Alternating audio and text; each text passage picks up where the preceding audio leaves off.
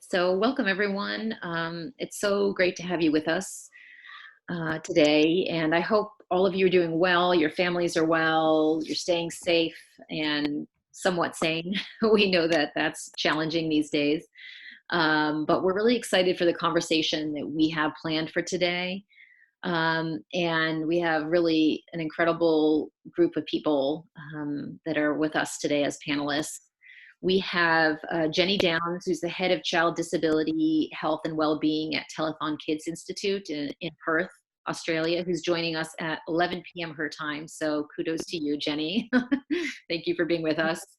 And Pam Diener, who is a developmental neuroscientist and an occupational therapist who specializes in children like many of us have with really complex care and needs.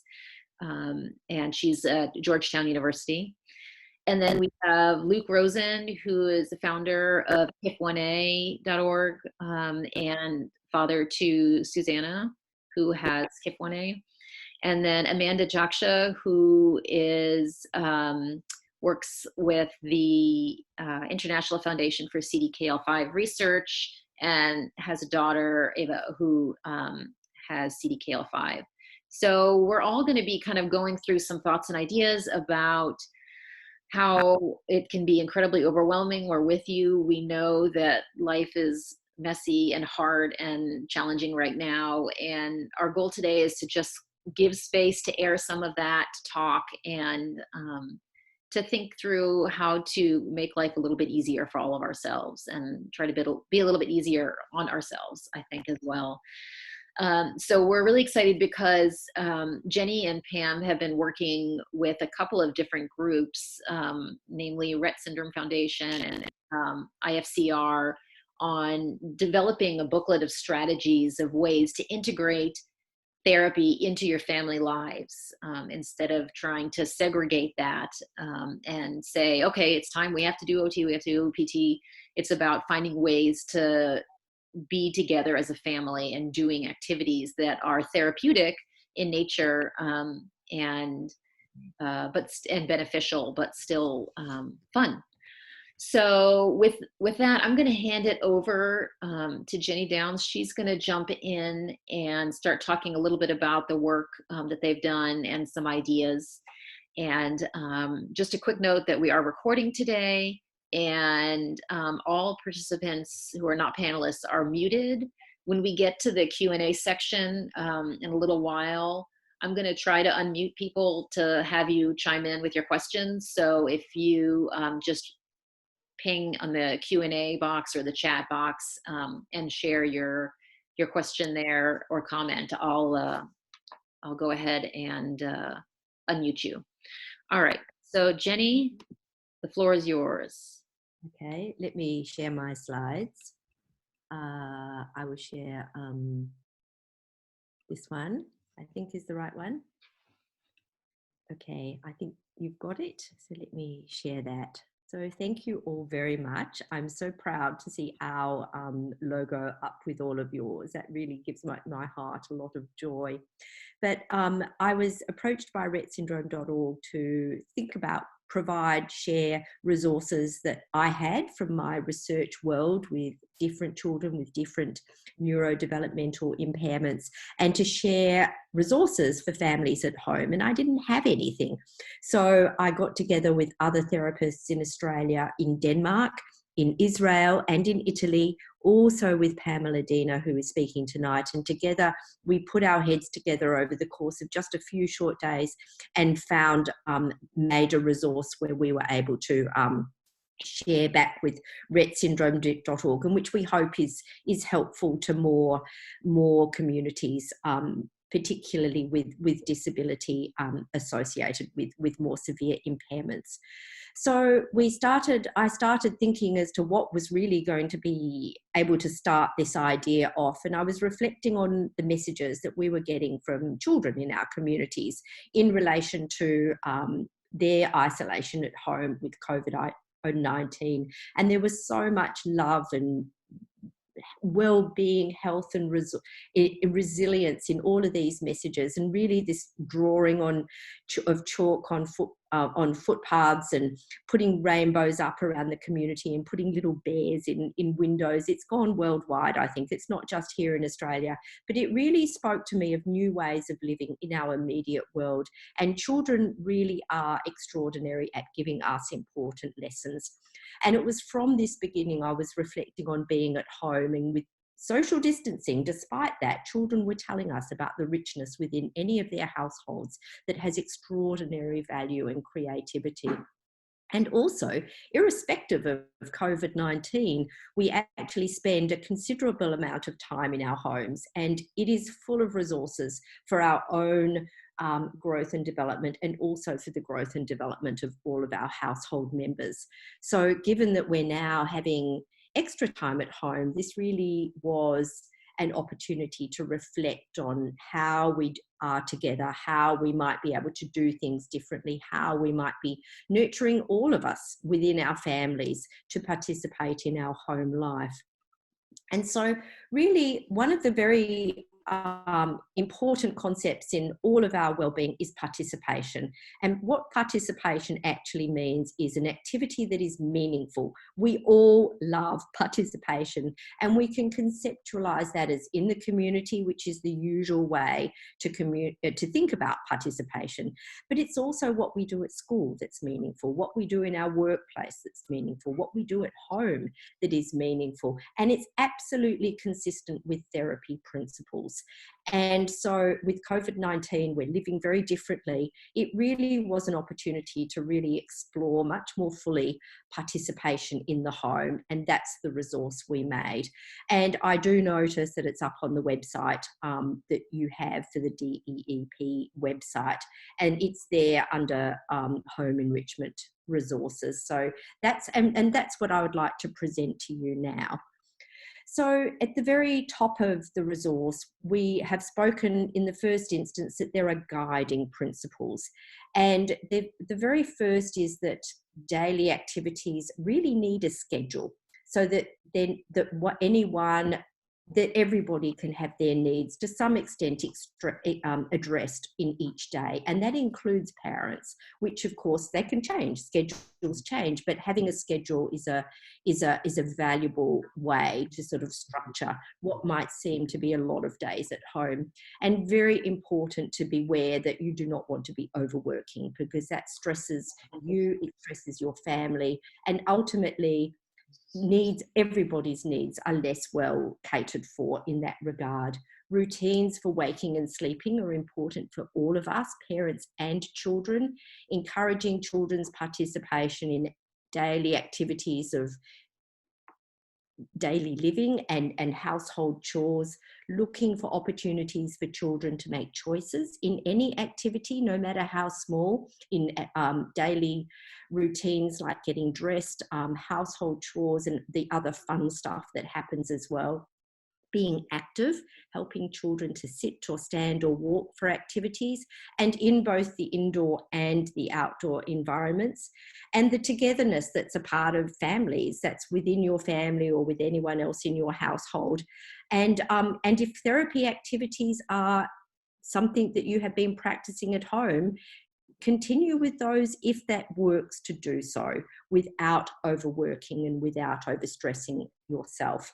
And really all of these activities, having a schedule, routines, participation across all of the stuff that happens in family life is actually helpful and therapeutic.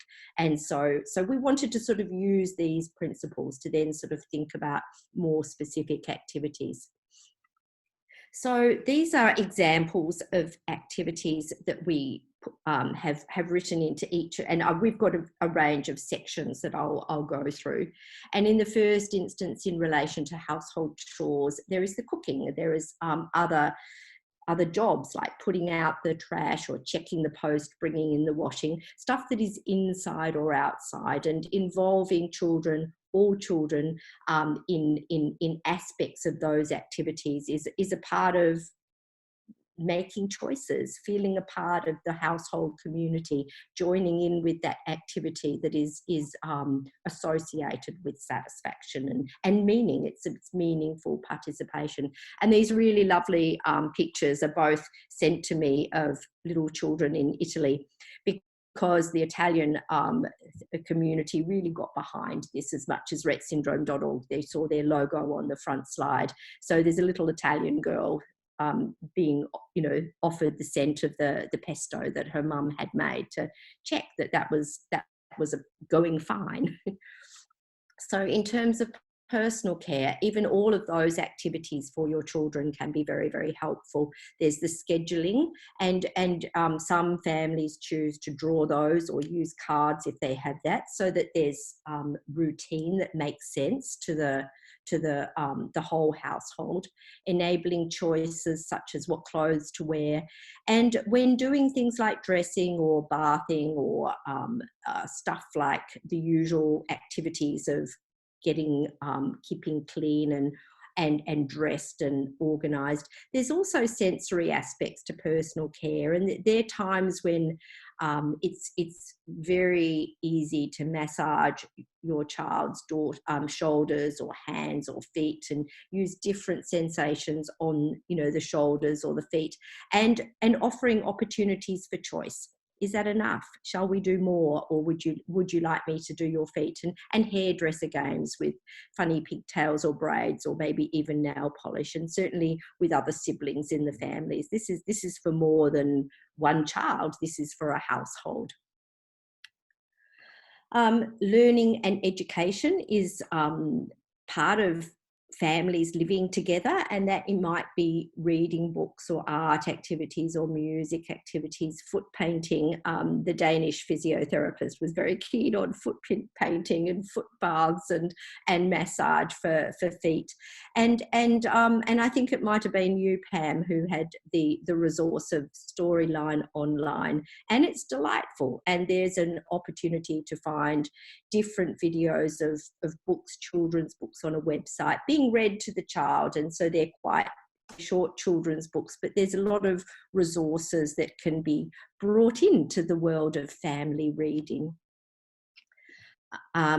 Exercise and activity is super important for all of us, and opportunities for sitting, for head control, trunk control, opportunities for uptime, if there's opportunities for standing or stepping with walking, maybe in a standing frame.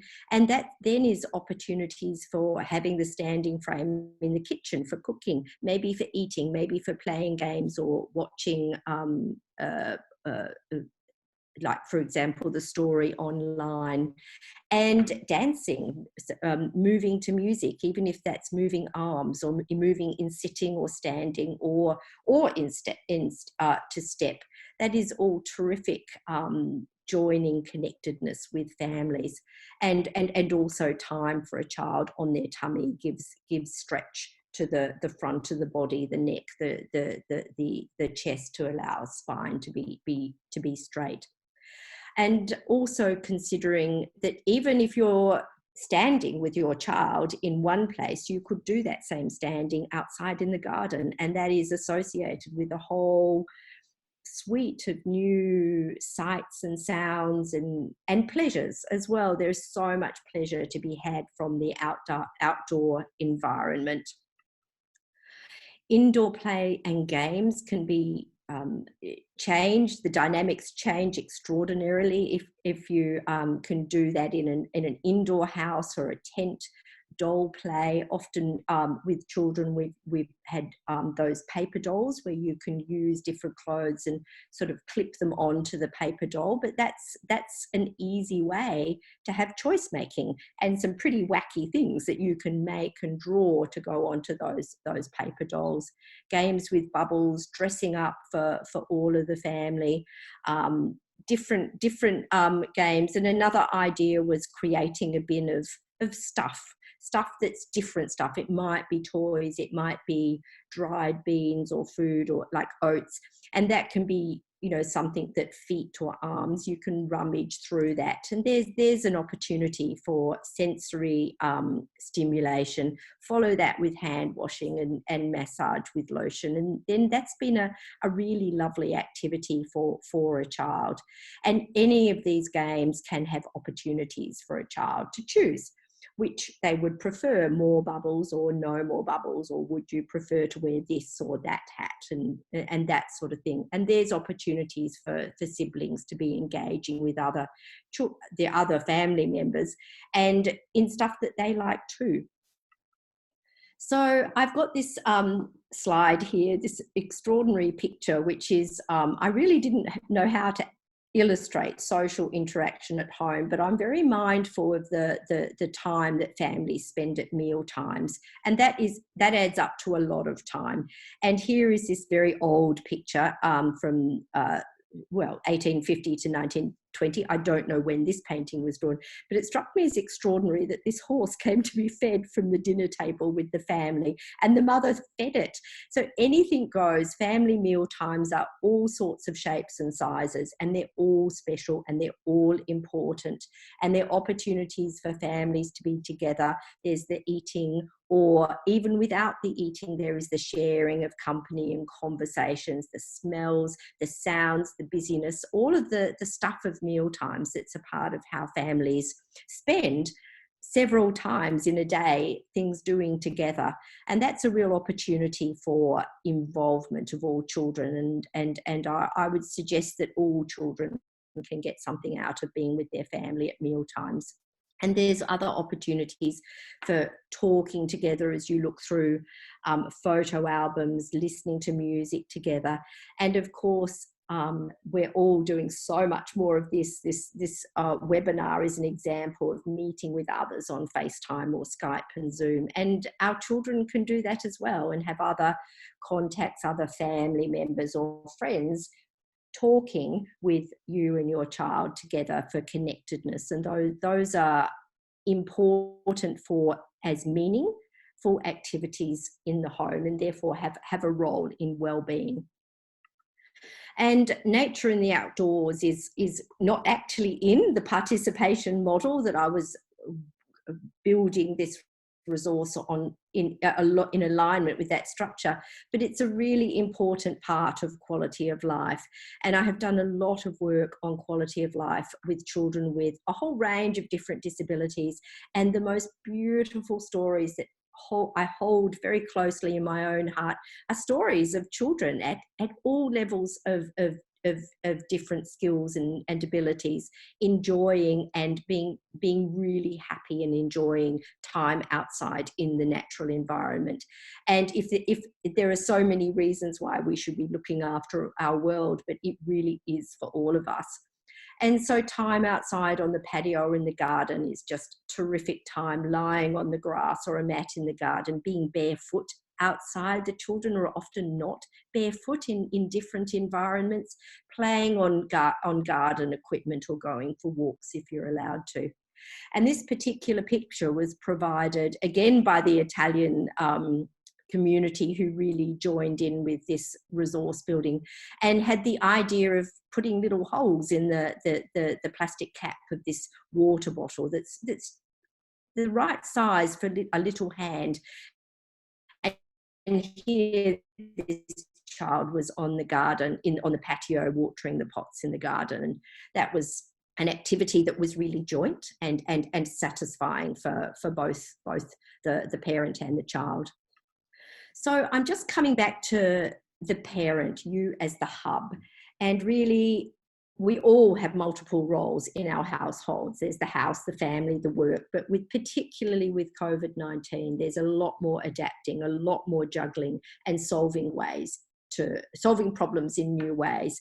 And really, the resource we put together was not to add to family workload, but really to illustrate how all of these everyday activities that happen in a household and can happen with that little bit more structure built in to include a range of activities can be really useful for your child. And that also, it depends on you having some time for yourself, and that you don't absolutely have to do everything that is in the resource. And I've just included this picture from our Australian government, which is a general taking care of your mental health during COVID-19. And it absolutely is what all of us need to be doing. And that takes a balance of all of the things that are that we could possibly do. We would choose what is most best for us and within the particular family situation. So I will finish that and hand back to you for now. Thank you so much, Jenny. That was a lot of really fantastic ideas. I'm excited to try some of those in our house. All right, so I'll pass it over to you, Pamela, now, if you want to talk a little bit about or share some of your thoughts as well. Okay, great. So what I'm going to do is also just share a little, some slides just for a focal point for everyone. And let me make sure that this is going to work. Yes.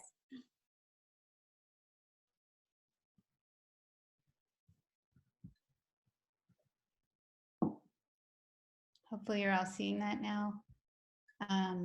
Yep. Okay, great. Let me actually, there's one issue that's, you all still seeing that? No. I think something just went out. Hold on one sec, let me try that again.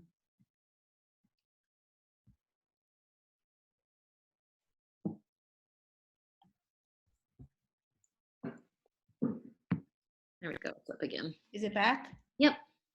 Okay. Are you seeing the full screen? No, not yet. We see all the slides. Oops. All right. All Okay. good. So what I wanted to really run through today is very quickly is just making sure that we think about the fact that we are not asking anyone to be therapists, that we know that you as parents, siblings, grandparents, whoever is present in the household, you know, are doing a great job just doing what you're doing, just being there, being available for the nurturing and everything else, the hugs, all of that is really important. And while you can think about the laundry list of activities that a therapist may have prescribed for your child or the goals that you're working on, you really can incorporate those kinds of ideas in your everyday living, that you don't have to do any extra work to be the therapist. So some of the thoughts that I had for you about this were, I'm going to divide it up into some sections. And the first category is just generally touch sensations. And when we think about touch, you have everything, when whether you're giving a child a bath and you're using warm water and you're splashing around and playing in the tub, and maybe you are incorporating arm movements, and so you can splash against the water. If your child can accept the splashes up to their face, you're able to provide a lot of sensation that way. The other areas where you can, so that's sort of like your wet dry ideas, that you can play with wet textures. Also, if your child is simply at the table, maybe on the tray of their chair or at the table itself, and they can play in whipped cream, they can play in chocolate pudding, smushing things around, getting it all over them. It's something that is easy to deal with. It's not poisonous. So whether your child is unable to bring the food to their mouth, it's okay. They can still play and get the experience of being at the table with food. And so that's kind of fun. And you can throw Cheerios and graham cracker crumbs and all sorts of different things into whatever the pudding or yogurt or whipped cream kind of texture that you've put on the tray or the table. And so that's kind of a fun activity to do it at the meal times or snack times. I like to sort of focus some of the food related activities to a time period that the family would be eating food. As opposed to just throwing in, you know, oh, we're going to stop and we're going to play with whipped cream right now. So it just makes it a little more fun. If your child is unable to eat by mouth, it makes it more of an enjoyable time period. Other activities that can be done that are kind of fun is, you're dusting the house maybe. So you take the clean duster before you get started, a Swiffer duster or whatever you might have with a new cloth on it, and you dust your child. And they'll hopefully have them giggle, and you'll laugh with them about it, and you can dust the whole child, and then have them therefore sort of involved in the dusting of the house. You can use a wide variety of textures. And one thing that I really enjoy doing with kids is if you're making bread, and there's some really, really simple bread recipes to make that even just use 4 ingredients. And when you get to that stage where you're putting in the warm yeast, you've changed the temperature of the bread a little bit, but mostly you're changing the texture. And when you change the texture, it becomes very sticky. And if you put your child's hands into that sticky bowl, and they then you pull their hand out, the resistance that they're going to get from that sticky dough adds a lot of input to their extremities to really give them a sense of where their body is in space, where their hands and arms are in space. And so it's a very, they're feeling you touching their hands, putting their hands into the sticky texture, and feeling the stickiness of the texture. And then you can pour flour all over their hands and rub the dough that has stuck to their hands off, which you're providing even more sensation that way. You're stimulating multiple different receptors in their skin, and that is bringing in much more input into their nervous system. And so you're doing all the things that an occupational therapist would want in a session, but you're doing it in a fun situation that relates to activities you're doing together at home. And with touch sensations, we can't forget about temperature sensations. Temperature really changes the way in which we respond to something. And if you think about someone touching you with cold hands, a cold hand on your belly, if you have, in a physical exam in a doctor's office, it makes your stomach contract. And that's a reflex. That's something that we all have. And so using cold hands to touch different body parts can alert a child to, that's my arm, or that's my stomach. And that will not only allow them to know where that particular body part is in space, but it will also help them to potentially get some muscle activity going on. You can also increase or decrease temperature of everyday objects that you're using, whether it's a fork at a mealtime, you can put it in the freezer. If it's a toy, a favorite toy, even if it's a stuffed animal, you can throw it in the freezer. You can put it under a heated blanket, changing the temperature so that the child really feels and notices that particular object when they're using it for whatever it is that you've chosen to do for an activity with them. Auditory sensations are fabulous. You can get auditory information in by simply talking to your child, letting them know what it is that you're about to do, what they're going to be doing, talking about what it looks like outside. Is the wind blowing? Is the sun shining? You can use music that's from the radio, on music videos, toys that make music. For example, there are xylophones that you can help a child learn to bang on a xylophone and make some music. Drums, switch toys. There's a wide variety of things out there, and a wide variety of websites that can be accessed for switch toys, as an example. And then there are also mechanisms, if you have a battery operated toy and you have a switch, but it's not a switch that will work with that toy, there are adapters that can be purchased to make the switch work with any battery operated toy. And those are also available online, and I can address that more if people have questions. Reading stories with action is also really a great way to involve a child in multiple activities that can cause their arms to move. You can have their turn their head, or have them turn their head to different pages of a book. Large books, small books, changing the size so you're varying things is also helpful as you're reading, and it introduces other visual cues if your child is able to see the book, or just simply allows you to move your child around a little bit. Another auditory activity, which blends perfectly with what I think Jenny was saying about taking the trash out, is if it's the activity that you're taking the trash out, let's bang the trash cans. Let's do something to get a little bit of extra activity and music out of what we're doing. We can make a song. We can just simply bang them for loud noises. You can do the same thing with meal preparation. If you're emptying cans, bang the cans together. Take a spoon and bang the spoon onto the can. Listen to the different sounds if this can is filled a little bit with water or if it's completely empty.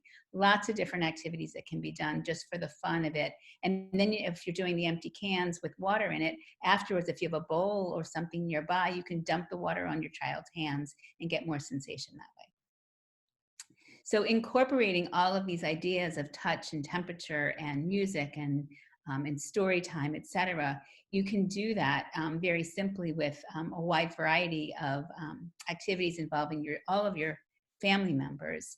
You can touch your child with cold hands or warm hands during different action parts of musics or songs, whether it's head, shoulders, knees, and toes, if it's other songs that involve body parts, if you're trying to act out letters like doing the alphabet songs and you're trying to be the A or be the B, and you can sort of really play around with that with different temperatures of your hand and moving your child's arms. You can also incorporate a wide variety of toys that are plastic toys that you can put into pudding and whipped cream and act out and role play a story. And you can first put the toys, if you want to, in the freezer, or you can put them under a warm blanket or in a heating pad so that they have a temperature change, so that when your child touches that and maybe you help them to push it through the whipped cream or the pudding or whatever that's on their tray, they're actually really truly feeling the toy that they're using. And I also like the idea of drumming on different surfaces, not only for the texture of the difference between hitting your hand into water or a pillow or a table surface. It feels different, and children will sense that, but also it will have a different sound as you splash against water or pudding that's on your tray, or you bang your hand into a table or onto a pillow. The drumming of the different surfaces will give textures and auditory sensations, and then you can talk to them also about what that object is and what they're doing with it. And so it really helps to bring all the senses together, which helps to activate the brain and hope to encourage more motor control on their own. So that's what I wanted to share with you guys for today. If you have any questions, I'm glad to answer them. Thank you so much, Pamela. That was really exciting. I feel like I started visualizing all the things in my house and how we can incorporate them. So especially the bread dough, I love that idea, because I think like the rest of the world, we're starting to do a lot more baking around here. Yeah. So yeah, no, I'm really excited to hear those ideas. All right, so now we're going to just move a little bit more into families sharing their experiences and how we've been trying to incorporate some of these kinds of activities in our homes, and try to do what works and stay away from what doesn't. So Amanda, do you want to take a few minutes and just share with us what you guys have been up to with your family and how you are working to try to stay sane and Sure.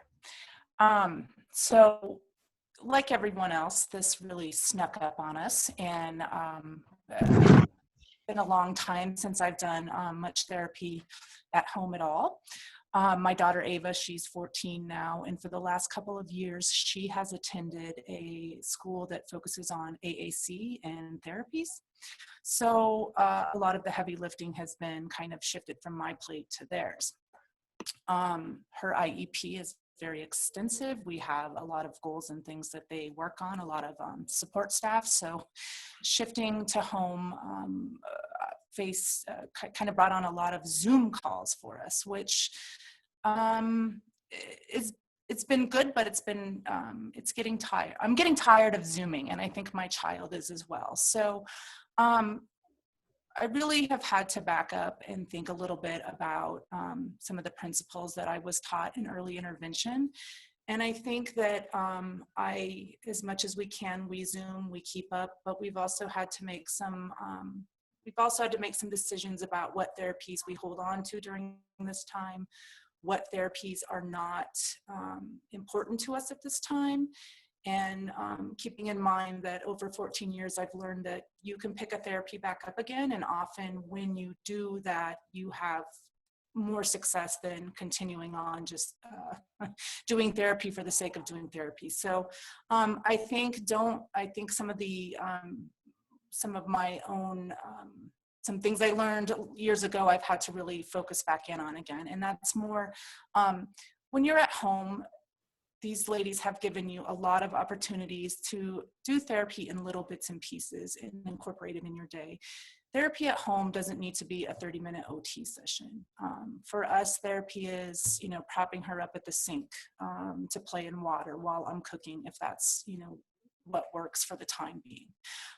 If she doesn't want to stand in the sink and play or participate in the cooking of food, I don't stress that kind of stuff. I have definitely had to remind myself that this is a marathon, not a sprint, and we will do what we can today, and we will try again tomorrow if the plans we had didn't work out.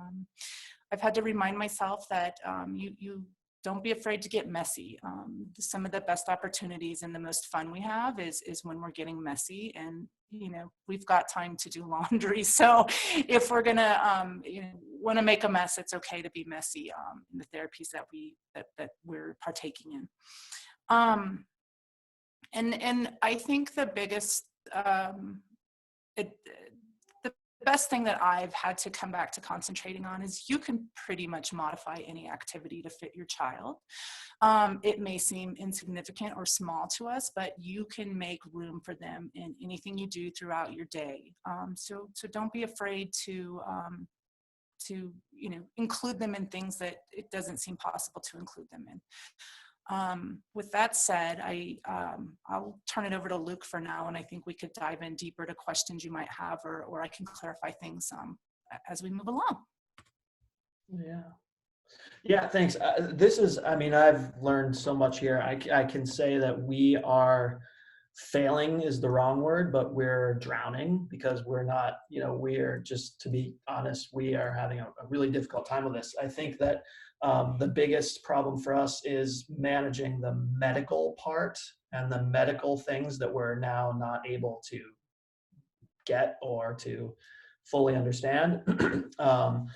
Telehealth just doesn't fly for us. We do it with our doctors, but it's not, obviously the same. And then managing our day-to-day services. So like Amanda was saying, Susanna, our daughter, gets tons of services. She has lots of services that she needs to kind of keep those lanes on the highway, trafficked and things working. And we're constantly afraid that if we stop her routine of therapies, that she's going to lose things that we're not going to be able to get back. And so that's terrifying for us. And at the same time, handling med changes and things like that, I think that, that's been our biggest challenge. But integrating, the other big challenge for us has been integrating our son, her sibling, her brother, into all of this, right? Because one of us, Susanna, needs 24-hour, someone has to be with her at all times, mostly because of the movement disorder and seizure disorder. But it's hard to, have one of us with Susanna all the time and not be thinking about our son, who's in 3rd grade and has, is very interested in his online schooling, right? So he's reading all the time and needs that dialogue and needs that feedback that we're just not able to, give to him right now. So I think the point of integrating all of our daily rituals and cooking is a great one. I mean, that's, we need to be a little more proactive with our IEPs. We're also afraid that if we drop some services when we do get back to normal, I think this varies by region, right? Or by city, by Department of Education.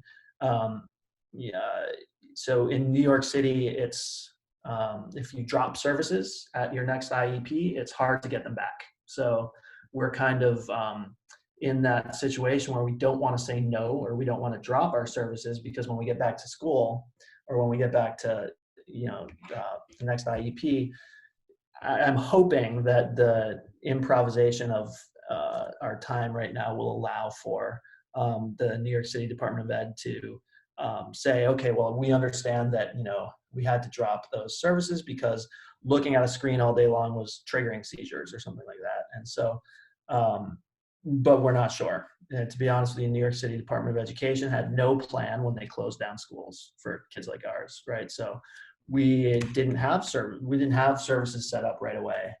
It was our awesome therapists who were working without a plan, and incredible. And that, I guess the idea that life is an improvisation, it is, we all know, but routine with that, life being improvisation constantly, routine is something that if we break for our kid, it's a wreck, right? So I think my question to everybody is how do you do it? These are wonderful tools that we've seen right here, but really truly keeping them as a routine. Are there any tips, Jenny or Pam, to keep these as a routine instead of, because they're great tools. I just would like to integrate them to a routine somehow, because without routine, our kid is a little loses an understanding of exactly where she is in the world. I think one way for routine, if you want me to answer that now, is you don't have to, one of the things I think that Amanda said is very much important, is you don't have to do everything every day. So a routine can be that you do the exact same structure at the exact same time every single day, or that on Monday, Wednesday, and Friday, I'm going to do this, and on Tuesday and Thursday, I'm going to do this, or I'm going to have these 3 different activities that I could do at this particular time, so that if one of the activities that you choose to do each day isn't working that day because your child just isn't ready for that activity that particular day, you don't have that sense of failure. You have other things that you can pull from. And that's really important. But most important is that how is your day set up typically? And that's something that you would have to look at. If you start off with, say, bath time, and I'm making this up, then at that bath time every morning or every evening, whenever you do that, but say it's in the morning, you think about what activities you might want to incorporate at bath time to make it not just a chore that you have to give your child a bath, but what it is that what you can incorporate. Is it a story that you can talk about something about rain, or can you sing a song about rain, rain, go away, or, something like that. Have a list or a group of activities that you might be able to incorporate around a bath time. And so that's some structure. Is that the kind of thing? Yeah. I think so. I mean, having the toolkit and what you and Jenny are creating, that sort of toolkit is going to be really important for us to be able to just pull things out that are familiar. I would also suggest, Luke, I totally agree with you. I've not dropped school therapies. It's very important to not put your IEP on hold if you want to hang on to that, in my opinion, as well. So it's more been our private therapies that I have, picked and chosen, what we will keep right now. But I think what your school therapist could help you do is you could talk with them about your daily routines, and you could talk with them about some of the goals she has at school, and maybe they could help you work those goals into that routine. And so maybe some of that Zoom time can be spent with you and the school team, and Seuss doesn't have to sit there in front of the screen and endure a few adults trying to figure out how to facilitate her there. Yeah, that's what we're trying to do. And that, Amanda, I think that's great. It's to take the time to have with, that we often miss with Susanna's therapists at school because we're not there, to actually be connecting parent to therapist. Yeah. Great. And I don't think that should be considered any less important than her sitting in front of the screen. That's what they do at school. They teach the team how to incorporate their goals into their day. So hopefully they'll meet you there. Yeah, I think that's really important. In fact, that's exactly what I just was speaking with my parents about this past weekend, is for them to have their caregiver spend time, and themselves as well, with the speech language pathologist as an example, to talk with her about activities, to let them know what's going on in the home life, and have that session directly with the therapist. So I think that's a fabulous idea. I was thinking all those things, they're all terrific points. But the other thing I was thinking of also is with your little boy and drawing your sort of schedule. Even it's rough, but it's consistent and it can change and there's choices. But if he was there doing that with you, you and your whoever is the the in charge of the house, but he's there too, and maybe him, yes, maybe his involvement in your routine would kind of make just that extra bit of specialness about something that he's been in charge of as well. Yeah, he's great about that. So we're very lucky that he's involved in all of her therapies and making that without losing his interest. And it's important just to be outside for us, as any opportunity to get outside. So thanks, Jenny and Amanda and Pam. Those are great tips. Thank you. And I think it's okay to give him the space to complain if things aren't going he's good at how that. he wants. And I think that goes, just having a little bit older kids, that goes a long ways just to be sure their concerns are validated and heard, and and giving jobs. When Eliza was younger, she loved to be a helper. Not all kids want to be a helper, though. Right. You can figure, maybe he has some ideas about what he wants to do. And I think I'm still trying to learn how to tease that out of siblings as well. But yeah, I think one of the things that we're doing well is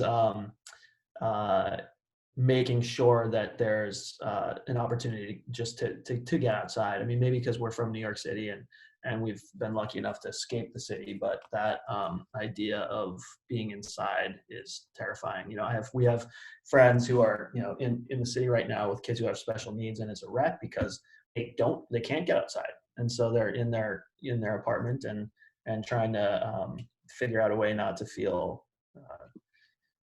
caged is the wrong word, but anyway, sorry. So I was the panelist who couldn't give any guidance, but asked questions for help. Anyway, no, you have. Great. So I'm going to hand it over. Marissa has a comment to share. So Marissa, are you there? Let's see. There you go, Marissa.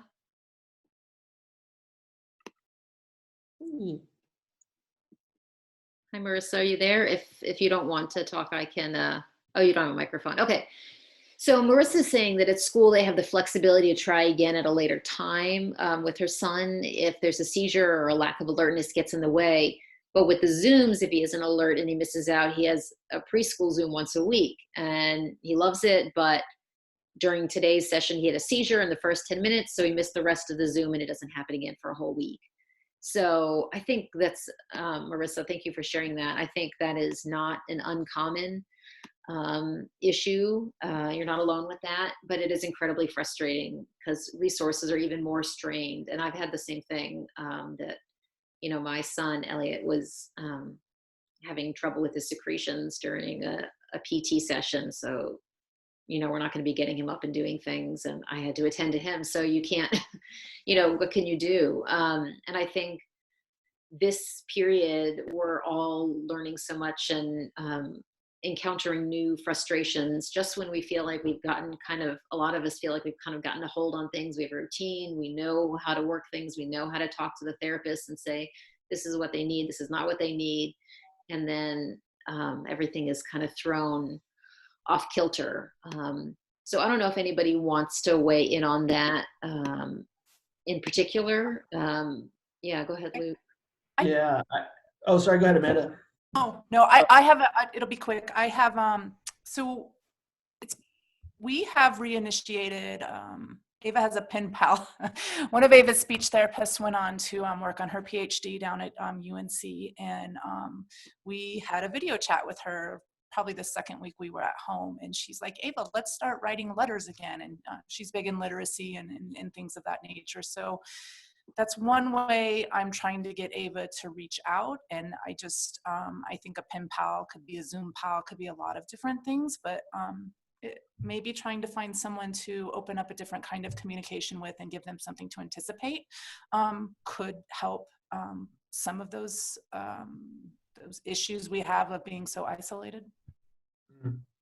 Yeah, and similar to that, I think, one of the things that we talked about IEPs and deviating a little bit, our therapists, maybe this was because of volume of their work, but we, certain things like, for example, speech therapy twice a week became a group therapy. So there was a group Zoom. So even if Susanna was like, post-ictal, or if she was just a little bit off that day or out of it, she was still hearing her friends and hearing her therapists and hearing people and taking it in her own way, but not actively participating just because it wasn't right for her that day.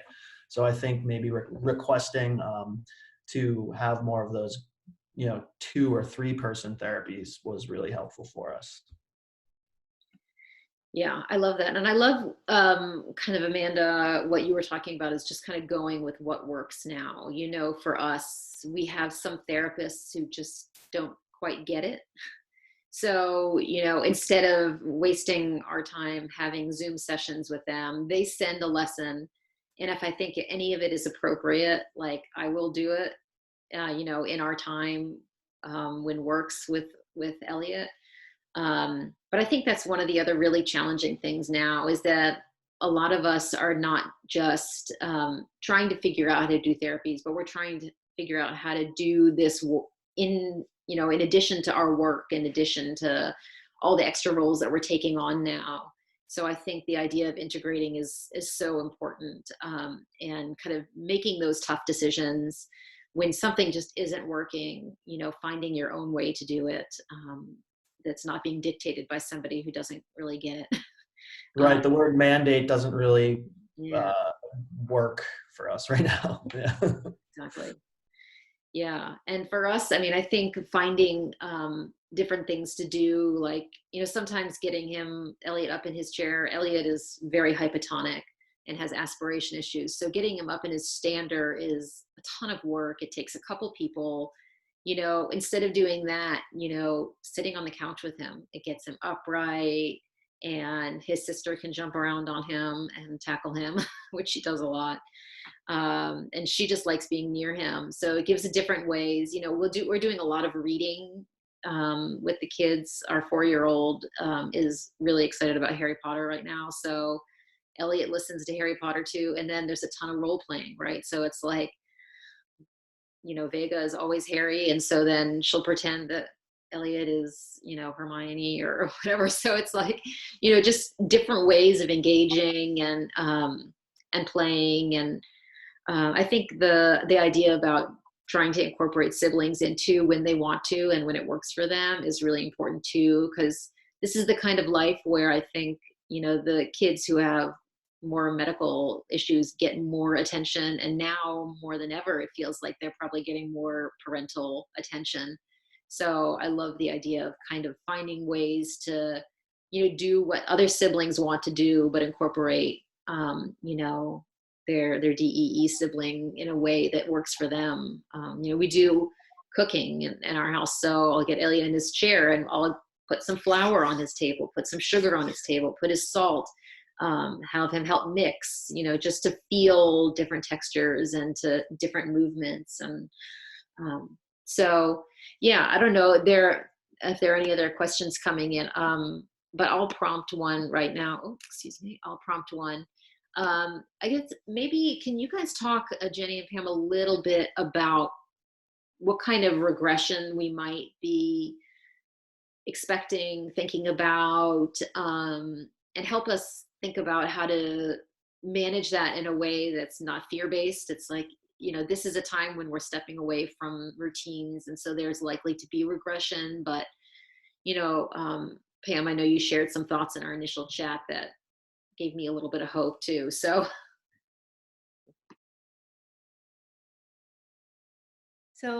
in terms of regression, there can be some regression, the same as we see, why the reasons why there's summer programs, there are protocols that are given out to children to read a certain number of books or to do math assignments or whatever it may be over the summer. so that certain concepts aren't forgotten. But for the children who don't do that, and the concepts, even if they do, and the concepts are forgotten, with work again, and intense work in the fall or whenever it may be coming back again, you can gain back these activities, or you can gain back the skills. And the neuroscience behind that is sort of that you've primed the nervous system to do certain types of activities. And the neurons that are working together and are talking to each other will continue talking to each other, but maybe at a slower pace. And then when you stop the therapies, but you're not really stopping therapies and putting a child into a situation where they're not getting any stimulation. What you're doing is you're taking these active therapies that have hopefully caused neurons to talk to each other and allowed for some activity to be produced, or some motor control to be activated for your child so that they're able to do something, or cognitively working on an activity in school, whatever that may be. You're not stopping that completely right now. You're just changing how it's being provided to your child. And so if you feel that it's being provided in a slower fashion, you're in, like Amanda said, you're in that marathon. You're not in a sprint. You are still giving the cognitive input, the sensory input, all that your child needs in a different way now. And so when schooling comes back and the therapy comes back into your child's life in their more normal fashion, your nervous system is still ready for it. And it will respond in really wonderful ways. And your child will gain those skills back if you feel that there has been some regression. So it's not, I don't want anyone to think that because therapies have been difficult, because your child can't really do the Zoom as often, or may not be ready to do the Zoom at that 1 hour session that's being provided. I don't want anyone to think that your child is in a sensory deprived situation, because they're not. They're still getting the hugs and the love and the nurturing and the sibling support, and they're hearing the TV, and they're watching what's going on with the family, and they're participating in what you're doing. And that all has been shown in the enrichment environment, enrichment world of literature, has been shown to be more important sometimes than 3 sessions of physical therapy a week. So I think that that's something that maybe everyone should just really remember, that you're doing a lot, and that if your child is regressing, they're only regressing a little bit, and it's not something that's permanently lost. Can I, you know, I hear that, and I think that's great, that the idea of sensory stimulation and neuronal strength coming from what's happening outside. But I think that it's important also to realize that it's disease specific in many cases, right? So I know that, you know, if we're not doing physical therapy with Susanna's body the correct way, that without it being done correctly, when she loses that ability, it might not come back because of the course of her disease, right? So I think that managing that element of certain therapies being sensory and certain therapies being able to be integrated, there are certain things that just I don't have the skill set, or I'm learning the skill set to the biology of physical therapy, and actually, you know, manipulating her muscles in a way that'll stave off that atrophy for a while, right? I think that have your physical therapists provided any sort of a video where they're demonstrating? Yeah, they have, and we're working on it. Yeah, but yeah, let's ask for more video. That's great. Good idea. I think there's also the what Pam was said was just lovely, because there's all sorts of ways that we can learn, and I think we mustn't underestimate that in the children. And it will be really interesting as time goes by that there will be gains as well in areas that will perhaps be surprising, you know, because there are more opportunities for choice making, or more opportunities for ordinary stuff in terms of the daily routines of family life that might have been very, very valuable, that might have been harder for children to even be thinking about at when in more busy in and out of the house lives. So I think we may see gains that are very rewarding for the children and for families. So I would, it's your day, right? And it's your family day, and the best for your family on that day that you have done together is your best, and that's to be proud of. Yeah. I also think that one thing that we forget is that we focus on what the goals are for therapy, what the occupational therapist, physical therapist, speech language pathologist has set as goals. And the children are at school. Well, now they're home, and the experiences that they're gaining from being at home are like so amazing that whoever thought that your child might be able to learn to do something at home that they would never have had the opportunity to do. It may be a different gain than what the OT and PT and speech goals were, but it will still be a gain. Your child is learning and participating in your active life in a different way. We all are gaining new skills. I never knew how to use half the Zoom things that are going on, and now you know how to, you've learned a new task. And so if you think about the new tasks that you're learning just in this environment, think about all that your child may be learning by having the family around them all the time and helping.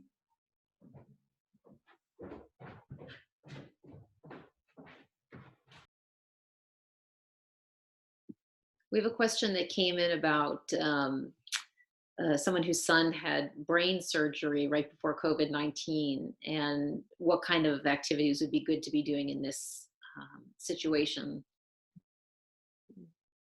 So I'm hoping that you can also connect with the surgical team to get some guidance, and maybe with the education team. But I don't know if there's any quick, I'm realizing we're out of time, but if there's any quick thoughts for this family about whether to jump into therapies now because he can get frustrated, or whether just to give him time to recover.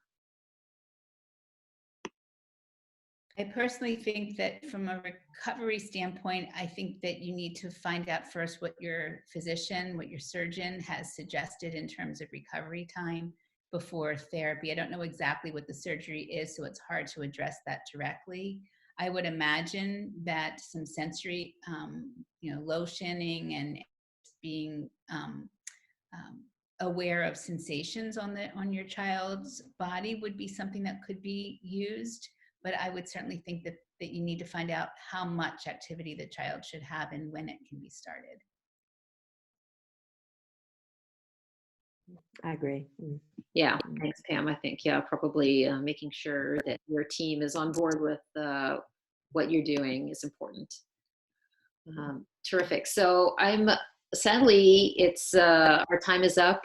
This was really a fantastic conversation that I didn't even realize that the time had gone so quickly. It's been really a pleasure to connect with all of you and hear your thoughts, what you're up to, and give us some new ideas about how to, stay sane, work with our kids in ways that is keeping them stimulated and activated. And I'm really grateful to you. And as Jenny said, we have this resource posted on our website. We'll have a page up on our website within about 48 hours with this webinar recording and additional resources for families to use and access.